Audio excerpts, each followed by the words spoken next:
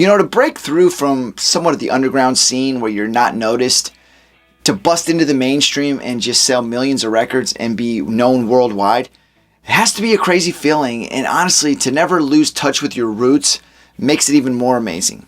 In a band that I've been watching my entire life, I've seen their entire run, obviously short of their beginnings, but pretty much their entire run. In a band that we have to talk about, with an amazing catalog, and an interesting story, and we don't know when it'll end, is the Offspring. What is going on, everybody? Welcome back, music lovers, especially, that's right, my rock music lovers. Welcome back for another one. Listen, if you are not subscribed to the channel, please absolutely do so right now. That will help me and this channel grow.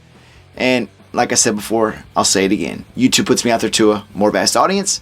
That's good for me, helps me grow. And absolutely, there's nothing in the world, nothing that I would love to do for the long term than this. Whatever opportunities they can create, that's great. But doing this is so fun. And I gotta be honest with you, YouTube is an awesome opportunity. If there's something out there that you're passionate about, turn a camera on and talk about it. Do it. Because believe it or not, if you absolutely love something, there's a good chance that there's many other people out there that love the same thing you do. And they'll find interest in it. And if you can draw an audience, I mean, that's the most amazing feeling in the world. But it has to be something you enjoy. You cannot force that. You don't want to go and turn on the camera and start talking about something that you think people like. It's not going to work. The authenticity isn't there. The passion isn't there. It won't work. Rock and roll music for me is that passion. I have many other ones. I could do a sports channel. I'd be just as passionate. I feel like I could even be a psychologist for the people. No, not really. But, I mean, anything you're passionate about in life, YouTube's an awesome opportunity. And there's many others out there. But rock and roll music, we know as rock fans, the impact that it's made on us. The impact that it's made on music over the decades. The influence it's done for other artists and other genres. And vice versa. Just, it can't be denied. And one day, it'll work its way back up to the tippy top of the music mountain. But for right now, it doesn't matter. Rock and roll has us, and we're going to keep it alive. The Offspring. That is a band, very unique band with an awesome origin story and an amazing catalog. You know, so many awesome bands that come from the Bay Area or Southern California, just like the Offspring, that has kept punk music alive, especially through the 90s. You know, coming from the Bay Area with bands like Green Day, Rancid, NoFX, AFI, my favorite band as a teenager. You know, other bands from SoCal like Bad Religion. Those bands have to be credited with the way punk music was put back in the forefront in the 90s. And the Offspring, they were a huge part of it. So, you know, kind of the beginning of Offspring is unusual because it's cool to hear about all these bands that blew up in the mid to late 90s to find out that they actually got started grinding in the early 80s. So based on all my research, we know the Offspring started in 1983 when Dexter and Greg Kay, the bassist, started the band. The name of the band at that time was Manic Subsidol. From what I was able to research, they came up with that name after a Social Distortion show where a big riot had broken out. Now, Noodles actually ended up joining the band the next year in 1984. He was playing with a band called Clowns of Death. Now, Dexter went to that show. They played together. He asked him if he wanted to join the band. And apparently, that's how it all came about. Now, they did change their name to the Offspring in 1986. They did so after somewhat of a, B-rated, lower-level movie called The Offspring, They Were Born to Kill. So after they changed their name to The Offspring in 1986, they did their first demo. And a local magazine in the area gave a very positive review, which really helped boost the band, and people started to take notice. Even took more notice in 1988 with their second demo. This demo drew enough attention to get them a record deal. They signed with Nemesis Records. They got in the studio to work on their debut album with music producer Tom Wilson. This guy's an icon in the punk rock community. This dude is a legend. He had already worked with bands like the Vandals, the Dead Kennedys, Social Distortion, Bad Religion. He even went on to work with bands like Face to Face, The Bouncing Souls, and many others. Obviously, the Offspring. But this was the guy that was going to help them produce their debut self-titled album. Once the Offspring were out of the studio and they were set to release their debut album, Nemesis Records only released so many issues of this record. They only released it on vinyl and cassette tape, which wasn't out of the norm at that time. Actually, it wasn't until 1995 that this would be released on CD for everybody. But it didn't matter. They kept working with Tom Wilson because in 1991, he got back in the studio with the guys. They dropped their third EP, Baghdad, which was absolutely huge with them getting signed with Epitaph Records. Once they signed with Epitaph, I believe that's where everything changed for these guys. I mean, they were obviously well on their way, but signing with Epitaph, absolutely huge. And they continued to work with Tom Wilson. Now they're signed with Epitaph. They got back in the studio with Tom, and they released their second studio album in 1992, Ignition. You know, Ignition is huge for them. This got them even more recognition, and these Epitaph bands stuck together. They got to go out on tour with the Lunatics, Pennywise, even NoFX. I mean, this tight-knit group that signed with Epitaph really helped each other out, and in a sense, this really helped the Offspring moving forward. Offspring really turned up the dial in 1994 when they released their third studio album, Smash. Smash was released through Epitaph Records, and obviously initially it didn't get a lot of support. It wasn't, received real well initially until K-Rock out in Los Angeles started playing the single Come Out and Play, and obviously after that, that's all she wrote. I mean, that song was huge. It was #1 on the rock charts for 2 weeks. People loved it. Obviously other singles like Self-Esteem, they were perceived really well, and they still had that authentic punk sound that just made them a perfect fit for Epitaph Records and, playing with the bands they were playing with. I mean, they spent the better part of the next 2 years touring with those bands like Bad Religion, Pennywise, NoFX. I mean, they stayed on the roads, promoting Smash, and that was when everything changed for the Offspring. And this is when really, I'd say the masses started to get to know them. I mean, Smash was it for them. It's their first hit album. I mean, absolutely the mainstream knew who they were. I mean, I remember my uncle playing Come Out and Play all the time. He loved that song. And I didn't know who the hell they were at the time. I was young, but I knew I heard the song so damn much that it just stuck with me. And as I got older and started to get into them more, I had a new appreciation for it. But this album's release, Smash, is when the Offspring changed the game. As that huge tour they were doing for Smash kind of came to an end early 1995, this band was selling out much bigger venues than they were used to. So it was clear they were on the rise. And as it got later in 95, they bought out the rights to their debut album and they started their own record label, Nitro Records. Nitro Records is huge for me. I mean, they signed bands like the Vandals, Guttermouth, Jughead's Revenge, and once again, my favorite band from my teenage years, AFI. In 1996, the guys left Epitaph Records and they signed a huge deal with Columbia Records. Now, this is where obviously, clearly, things were changing for the band. Offspring's career is very reminiscent and almost mirrors Green Day's. The guys came from the same area. They pretty much grinded the same way. And their careers almost followed the same path. I do believe Green Day got a little more recognition and has been a little bit bigger over the years. But it's almost identical. Going from the scene they came from, smaller record label, and then eventually signing with a bigger record label and then just exploding onto the mainstream. Them signing with Columbia Records was, well, just that. That was them about to completely explode onto the mainstream. And then in 1997, when they released their fourth studio album, Ixnay on the Hombre, it was clear. The singles Gone Away and I Choose were a step away from what Smash was. And I think that's what kind of hurt them, especially on record sales. And it didn't matter.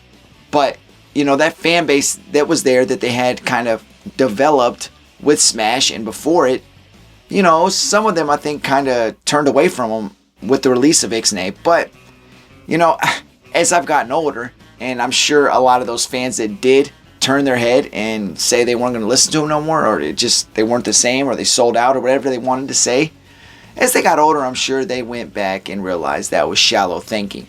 Because as a kid, you're like, oh, that's no longer cool, that's a sellout, I'm not going to listen to them. And that's just a dumb way of thinking, because there's still great music coming out. You can't think like that. And I'll try to teach my kids that, but I'm sure they'll want to fit in and they'll do the same thing and so on and so forth as generations go on.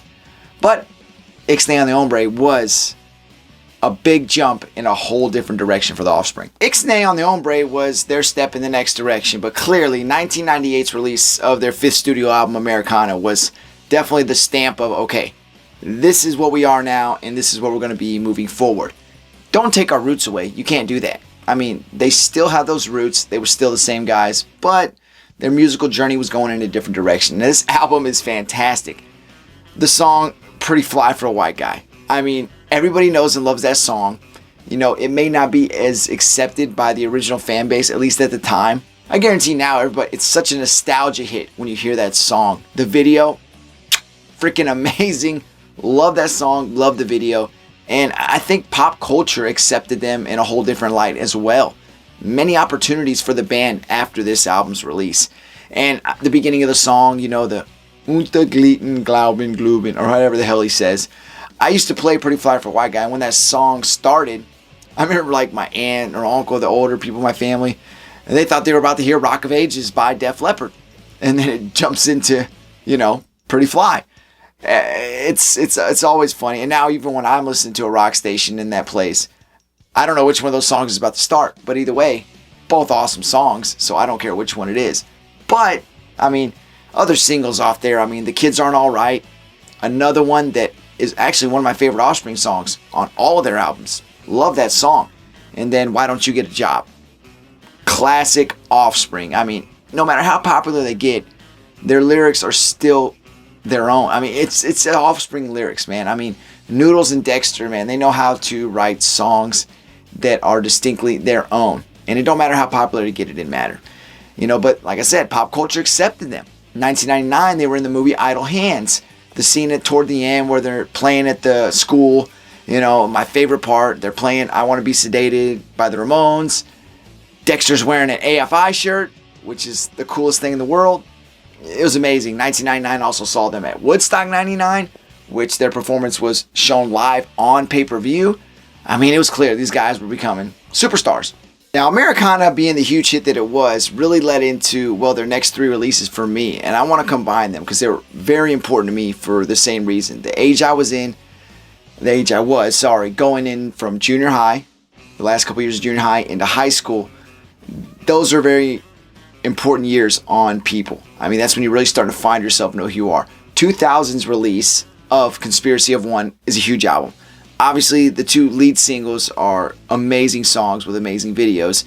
Original Prankster is one that's really key for me because the song was freaking awesome. You had Redman on it, and Redman's in the video, and he's pretty much, you know, manipulating this kid into doing all these pranks on people. But the part that I distinctly remember the most is he gets the dog crap, puts it on a sandwich, and he gives it to, it's either his dad or his stepdad, and he takes a bite. Oh, God, that was horrible.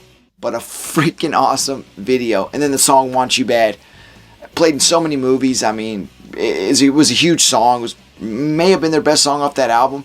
If it wasn't, it was Original Prankster. Obviously, those two hits are amazing. But the entire album is amazing. Conspiracy of One was one of my favorite Offspring albums that I could listen to from beginning to end. Every song, I enjoyed it. Now, their next album, 2003 Splinter. This is when I was in high school. The song Hit That and the song Can't Get My Head Around You. They were so huge, and Can't Get My Head Around You is another one of those songs. If I had to go through and pick my top 5 Offspring songs, there'd be a song off a different album. Each song will be something off another album. Can't Get My Head Around You. For some reason, it was like a 2-minute, 13-second song. Wasn't that long, but it was just something about it. I loved it. The music video is very simple. They're in like a dome, and they're just, you got the camera doing a 360 around the guys, and they're just jamming. Very cool. They Hit That video. Another cool thing, it's definitely early 2000s animation. It just looks so cheesy now, but it was great. And then in 2005, they released a Greatest Hits album. So this pretty much consisted of, obviously, the Greatest Hits, but they had some unreleased songs that they never put on. Well, they intended to put on Smash and Splinter. They didn't make the track. They didn't make the cut, but they did make the cut for the Greatest Hits. And damn good songs. I mean, that 2000-2005 stretch for me was when I really appreciated Offspring for what they were. And I realized, okay, these guys are going to be legendary. Offspring were pretty consistent about releasing their albums in, you know, not too big of a gap, because their first 6 albums, they were released no more than 3 years apart. But, you know, take the Greatest Hits out of it, you know, album out of it in 2005, 2003 Splinter. They never released another full-length album until 2008. Rise and Fall, Rage and Grace. And it was their 8th studio album, which I was not a big fan of. And then another 4-year gap, 2012, their 9th studio album, Days Go By. Those 2 albums I was not a big fan of, and I don't know if the passion just wasn't there in that moment. But for me, I didn't like it. Now, I've known people out there that were fans of these albums, so it's not like it's a universal opinion. But I just didn't see the same energy there. I just didn't see the same. I didn't get the same vibe out of it. But I will say this. It took them 9 years after that 2012 album to release their 10th studio album, which came out in 2021, Let the Bad Times Roll. Awesome freaking album. That was like vintage Offspring for me. I loved it, but I've also known people that weren't fans of it. So I always am intrigued by the difference of opinion. But that album was fantastic for me. It was like the boys were back in town. Loved it. For me, the Offspring pretty much is Dexter Noodles. I mean, so many lineup changes over the years. Guys have left and came back, but the one constant is those 2 guys. Dexter, Noodles, they are Offspring. But that 2021 album was phenomenal for me. But now, you roll into 2024. This year, now I listened to it yesterday. It was the first time I heard it. But on June 7th, they released their song, Make It Alright, which is going to be on their 12th studio album. Sorry, let me rephrase that. Their 11th studio album, Supercharged. Now, this album is set to be released in October of this year, 2024. But, man, damn good song. And I cannot wait to see if they release any more singles before the release of the album. If not, they already drew me in. I can't wait till Supercharged comes out in October. So this is what I'll kind of put an end note on. And if you'll notice the way I went through this video, I really hope one day to be able to interview the artists that we all know and love, especially the ones that I personally love. But I know that there's a long road ahead before I get there, but I definitely love to get there, and again, I will get there. I want to transition more of the videos to opinionated because as much as I don't care what people say, you do it, how do I say this? It does suck to get things wrong. If somebody can blatantly tell you you're wrong and then also maybe prove it, it kind of makes you feel stupid. But, with the most obvious facts out there, sprinkle them into the video with opinion. I think that's going to be the transition I go. So, telling the band's full biography life story is a stretch, and as much research as you do, you really don't want to get that wrong. Now, if you're saying your opinion and you sprinkle a few facts in there and maybe 1 or 2 is a little bit off or wrong, I can live with that. So, just so you know the direction I'm going moving forward until inevitably I get to where I want to be, that's what these videos will be. My opinion, and I want to know your opinion. And as far as Offspring, that is a legacy band. If Supercharged, that is coming out this year in October, is their final album, then I'll be fine with that, and I'll be able to sit there and say these guys had an awesome career with an awesome catalog, and they did it for a long time. And again, we got to watch that whole journey. But until that day comes when they say we're calling it quits, we can always enjoy whatever they bring to us, and we can damn sure enjoy what they've already given us. But hey, until next time, go out there and take care of your friends and family. Do something that you enjoy, and I guarantee it, the fulfillment will be so rewarding. But you got to go out there. Don't subject yourself to just think you have to go into a job every day with an a-hole boss that doesn't appreciate you, and that there's nothing more in this world than that. Remember when you were a kid how open the world seemed, how many possibilities there seemed to be for you. They're still there. Don't ever forget it. Till next time, take care of yourself. I'm out.